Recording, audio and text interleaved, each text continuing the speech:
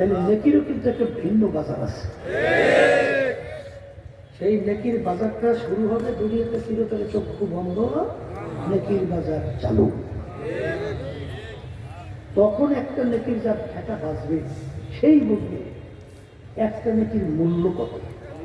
কথা ঠিক কিনা? আজকে যারা মাহফিলে আসছে নিয়া তাদের শরীর আল্লাহ কবুল করে লক্ষ লক্ষ নেকি আল্লাহ আমল নামে দান করবে।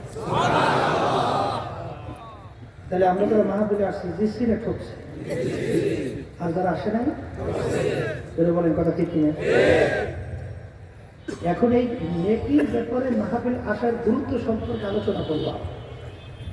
এক শ্রেণী কিন্তু দেখবেন এই বাংলাদেশি এই চুয়াডাঙ্গা জেলার মধ্যে ও শহরের মধ্যে অভাব নাই, এরা কিন্তু আমাদের এই কথাগুলো শুনে মিষ্টি মিষ্টি হাসবে এবং একজন আরেকজনকে হাসতে হাসতে ঢলতে ঢলতে টিপতেরি মারিয়া পড়বেই। কথা ঠিক না?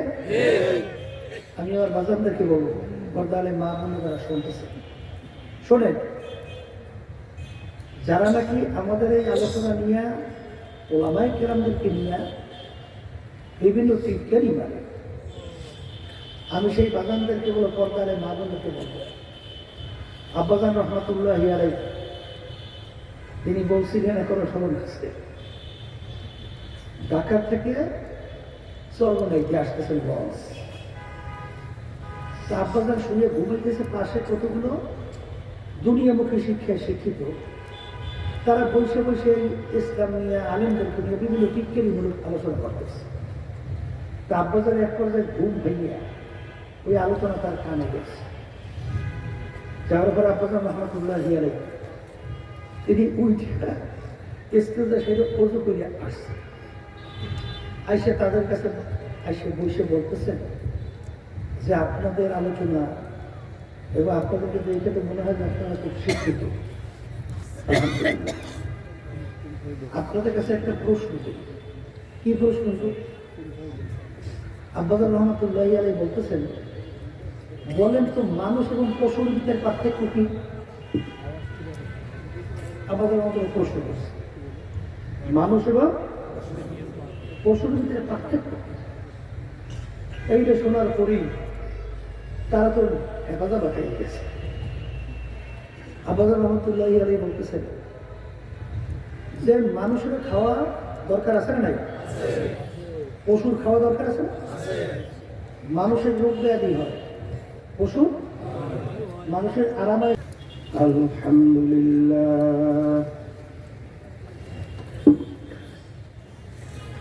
আলহামদুলিল্লাহ নাহমাদুহু ওয়া নাস্তাঈনুহু ওয়া নাস্তাগফিরুহু ওয়া নু'মিনু বিহি ওয়া নাতাওয়াক্কালু আলাইহি ونعوذ بالله من شرور أنفسنا من يهده الله فلا مضل له ومن يضلله فلا هادي له ونشهد أن لا إله إلا الله وحده لا شريك له ونشهد أن محمدا عبده ورسوله أما بعد فأعوذ بالله من الشيطان الرجيم بسم الله الرحمن الرحيم يا أيها الذين آمنوا صلوا عليه وسلموا تسليما اللهم صل على سيدنا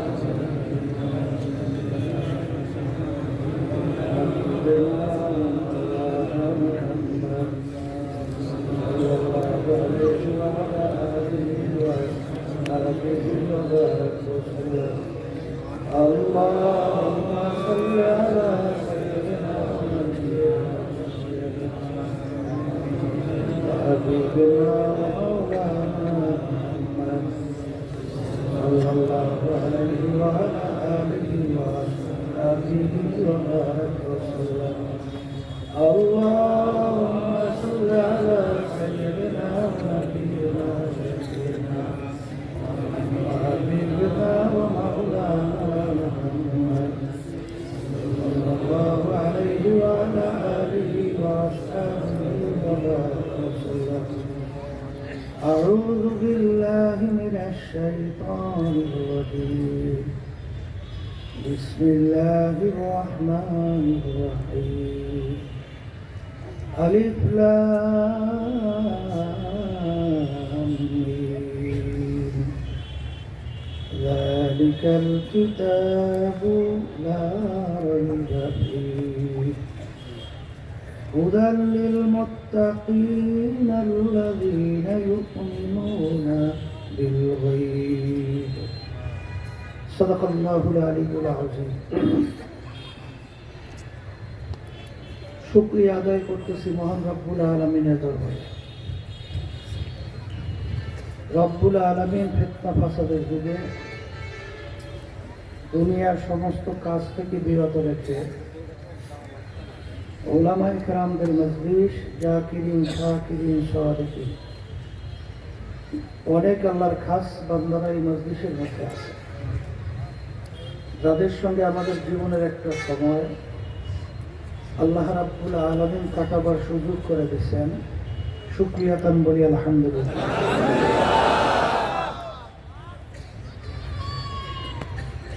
অনেক লোকের কানে মাহফিলে দাওয়াত পৌঁছার পরেও অনেকের সুযোগ থাকা সত্ত্বেও মাহফিলে আসে না। আবার তালাশ করলে দেখবেন বহু দূর থেকে কষ্ট স্বীকার করে আমার অনেক ভাইরা মাহফিলে পাগলের মতো সুইটা চলে আসে। মান যাত্রা অজাদা, যে যেই জিনিস পাওয়ার জন্য চেষ্টা করে ওই জিনিসে পাইয়াও যায়। দাদাজান আব্বাজান রহমাতুল্লাহি আলাইহি চরমনের জমিনে ঘুমায় আছে। আমার আব্বাজান বলতেন, দিনে মাহফিলে প্রথম থেকে শেষ পর্যন্ত থাইকা বাড়ি বিদায় হয়ে চলে গেলে আমল নামার মধ্যে কমপক্ষে হলো 50 লক্ষ নেকি এর কম জমা হতেই পারে না। নিয়াত যাদের সহি আল্লাহকে রাজি খুশির উদ্দেশ্যে যারা আসছে, আল্লাহ রাব্বুল আলামিন তাদের আমল নামার মধ্যে লক্ষ লক্ষ নেকিও দান করবে। একটা নেকির মূল্য সম্পর্কে আল্লাহ রাসূল সাল্লাল্লাহু আলাইহি ওয়াসাল্লাম বুঝাতে যাইয়া উহুদ পাহাড়কে ইঙ্গিত করে বলছিলেন, পুরা পাহাড়টা যদি স্বর্ণের হয়ে যায় এর যত মূল্য হবে তুলনা ছাড়া একটা নেকির মূল্য অনেক বেশি। একটা নেকির প্রয়োজন কি দরকার? আল্লাহ রাব্বুল আলামিন কুরআনুল কারীমের ভিতরে বলছেন, ফামান ইয়া'মাল মিসকালা যাররাতিন শাররান ইয়ারা খায়রান ইয়ারা ওয়া মান ইয়া'মাল মিসকালা যাররাতিন শাররান ইয়ারা। যারা পরিমাণ তোমার নেকি থাকবে তার ফল তুমি ভোগ করতে পারবা, যারা পরিমাণ গুনাহ থাকলে তার ফল তোমার ভোগ করা লাগবে। একটা নেকির অভাব যদি কারো কিয়ামতের ময়দানে বাইজা যায়, সারা কিয়ামতের ময়দানে ঘুরে একটা নেকি সংগ্রহের কোনো সুযোগ নেই। কারণ ওই কঠিন মুহূর্তে কেউ কাউকে নেকি দেবে এটা কোনোদিন চিন্তাও করা যায় না। কিয়ামতের ময়দান এত কঠিন হবে, নবীরা পর্যন্ত উম্মতের কথা ভুলে যাইয়া বলবেন নাফসি নাফসি। কিয়ামতের ময়দান এমন কঠিন হবে, আল্লাহ রাব্বুল আলামিন কুরআনুল কারীমের ভিতরে বলছেন, ইয়াউমা ইয়াফিরুল মারউ মিন আখিহি ওয়া উম্মিহি ওয়া আবিহি ওয়া সাহিবাতিহি ওয়া বানিহি লিকুল্লি ইমরিইন মিনহুম ইয়াউমা ইযিন শা'নুন ইউগনিহি। কিয়ামতের ময়দান এমন কঠিন হবে, ওই বিপদের মুহূর্তে মা সন্তানের পরিচয় দেবে না, সন্তান মায়ের পরিচয় দেবে না, বাপ সন্তানের পরিচয় দেবে না, সন্তান বাপের পরিচয় দেবে না, এমনকি মা সন্তান থেকে ভাইগে যাবে। ওই কঠিন মুহূর্তে কেউ কাউকে নেকি দেবে চিন্তাও করা যায়?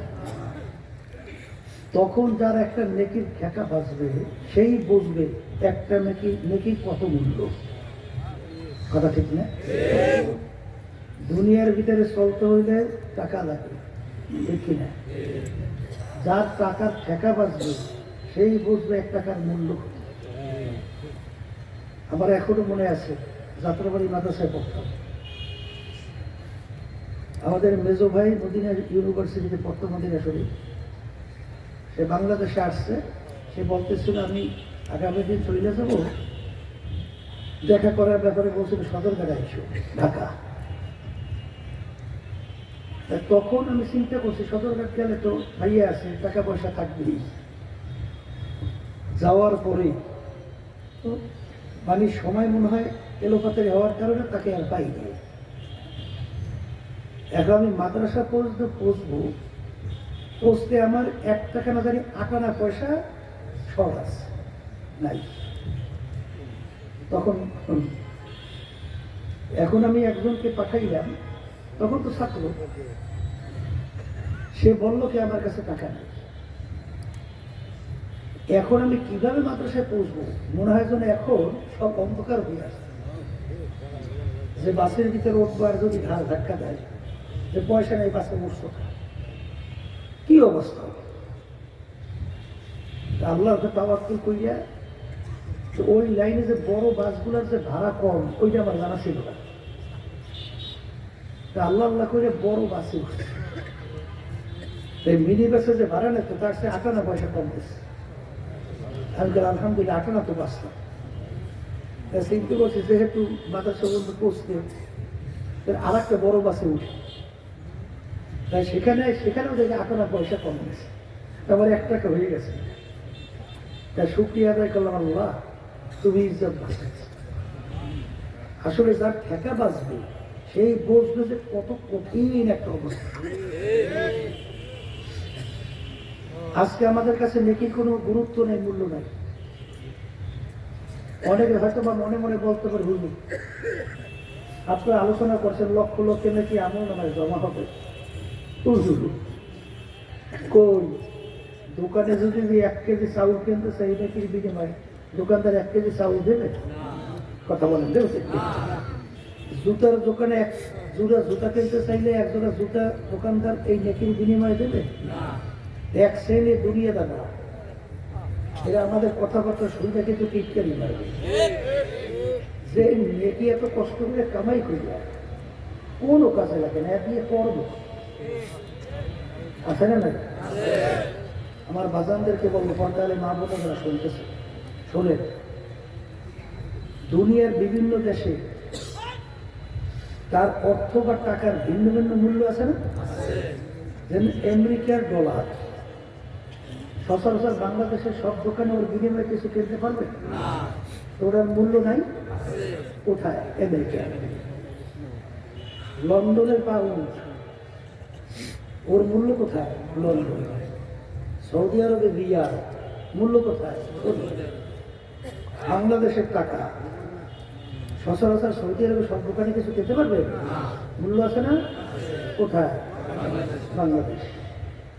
ঠিক দুনিয়ার ভিতরে এক একটা টাকার যদি ভিন্ন বাজার থাকতে পারে, তাহলে নেকিরও কিন্তু একটা ভিন্ন বাজার আছে। সেই নেকির বাজারটা শুরু হবে দুনিয়াতে চিরতরে চক্ষু বন্ধ, নেকির বাজার চালু। তখন একটা নেকির যার ঠেকা বাঁচবে সেই বুঝবে একটা নেকির মূল্য কত। কথা ঠিক কিনা? আজকে যারা মাহফিলে আসছেন, নিয়া যাদের শরীর, আল্লাহ কবুল করলে লক্ষ লক্ষ নেকি আল্লাহ আমল নামা দান করবে। তাহলে আমরা যারা মাহফিলে আসছি জিসিরা ঠকছে, আর যারা আসে নাই বলেন, কথা ঠিক কিনা? এখন এই নেকির ব্যাপারে মাহফিল আসার গুরুত্ব সম্পর্কে আলোচনা করলাম। 1 শ্রেণী কিন্তু দেখবেন এই বাংলাদেশি এই চুয়াডাঙ্গা জেলার মধ্যেও শহরের মধ্যে অভাব নাই। এরা কিন্তু আমাদের এই কথাগুলো শুনে মিষ্টি মিষ্টি হাসবে এবং একজন আরেকজন একটা হাসতে হাসতে ঢলতে ঢলতে টিপটেরি মারিয়া পড়বে। কথা ঠিক না? আমি আমার বাজানদেরকে বলবো, বর্দালে মা বোন যারা শুনতেছে, শোনেন,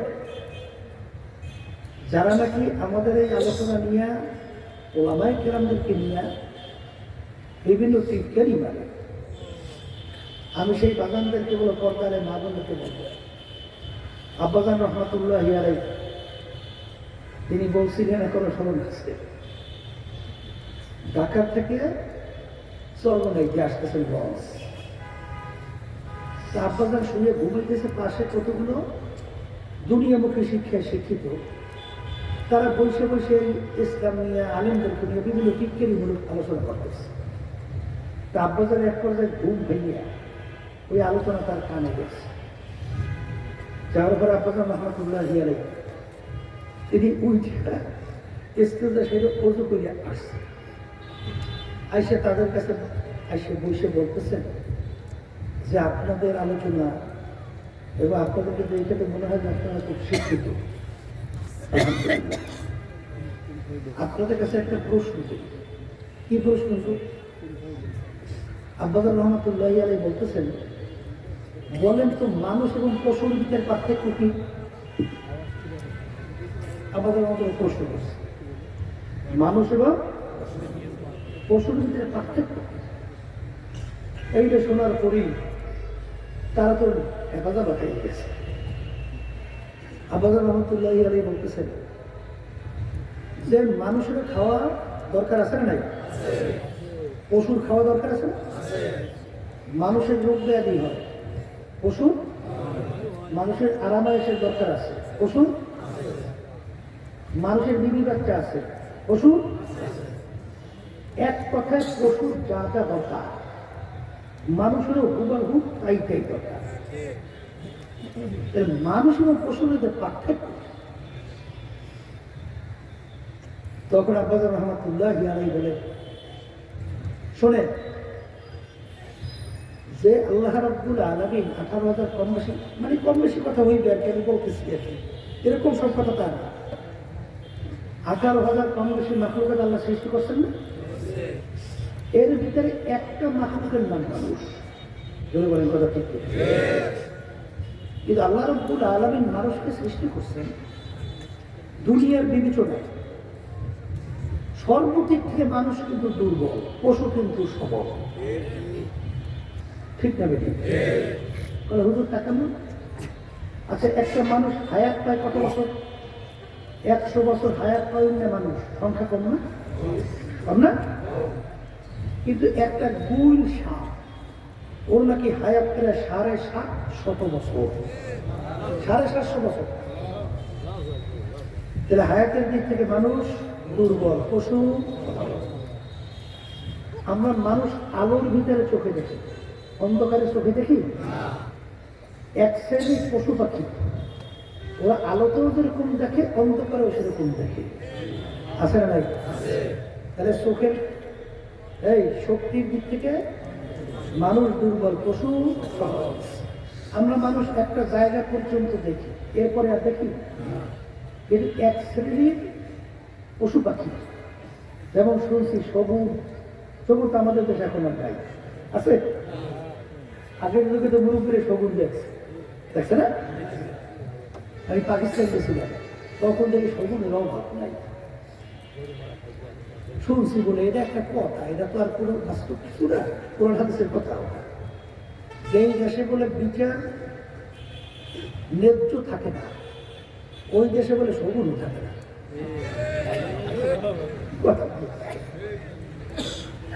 তাহলে একেবারে সবুজ নাই হয়ে গেছে ব্যাপারটা।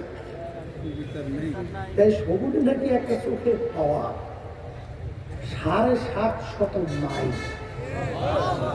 কথা বলছেন? একটা সবুজ আকাশের মধ্যে উঠে, ও যখন চোখে এরকম ঘুরায়, ওই ভারত, দিল্লি, ক্যালকাটা, ওদিকে আসাম, ওদিকে বাংলাদেশের টেকনাফ থেকে তেঁতুলিয়া এক নজরে দেখতে পায়। কথা ঠিক কিনা? শুনছি যেখানে মানুষের বানানোর রাগা যেখানে ফেল করে সেখানে রাজ হাঁসের চক্ষু নাকি রাডারের বাহিরে সেখানে কাজ করে। এখন একটা রাজহাঁসের এই একটু ছোট ছোট দুটো চোখ, ও চোখের পাওয়ার সেখানে কাজ করে। তাহলে চোখের দৃষ্টিতে মানুষ দুর্বল, পশু আর কাজতে পারে। যেদিকে আলোচনা করবে সব দিক থেকে মানুষ দুর্বল, পশু স্বভাব। ওরা ঠিক কিনা? আমরা মানুষ এক বই থেকে একজন কে আছেন এই মজলিসে 5 কেজি গোস্ত এক বই থেকে খাইতে পারবেন? পারবেন? খাইলে হাইটে যাওয়ার চাই দেখাই ও কান্দের মধ্যে ভালো ইউজকে আলাদা কান্দে করি কি কথা ঠিক। আর একটা বাঘের নাকি খোরাকি দৈনিক 17.5 কেজি গোস্ত, একটা গরুর খোরাকি কত, একটা হাতির খোরাকি কত। খাওয়ার দিক থেকে মানুষ দুর্বল, পশু স্বভাব। যেদিকে তাকাইবে মানুষ যখন জন্মগ্রহণ করে একটা বাচ্চা কোন জায়গায় মায়ের দুধ, কিভাবে মায়ের দুধ খেতে হয় এটা ওই বাচ্চায় বোঝে? বরঞ্চ বাচ্চার মুখে দুধ দিলে গেলতেও পারে না, বাইরে বাইরে বুঝিয়েছে।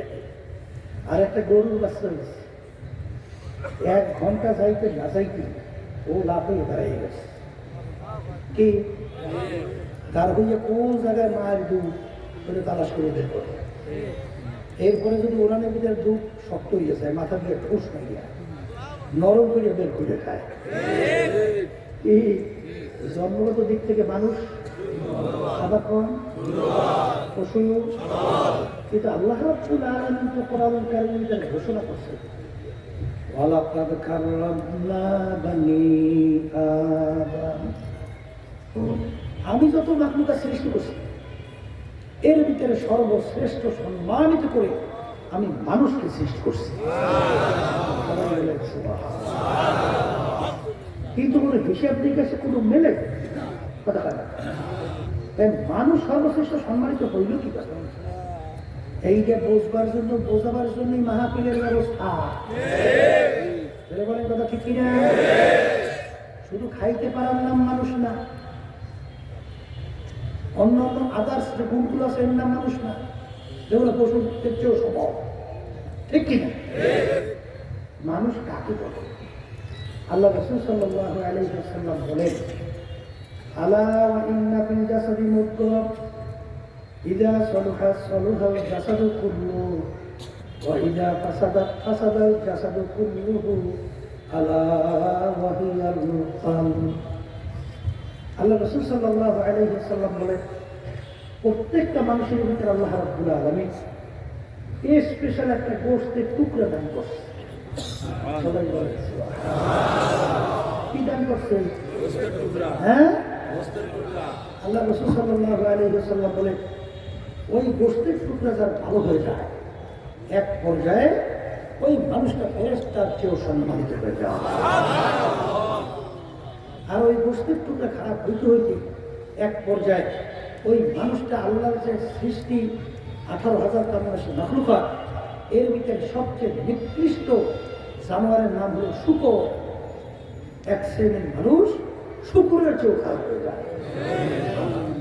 ওই গোশতের টুকরার নাম হলো কলব। বলেন গোশতের টুকরার নাম কি?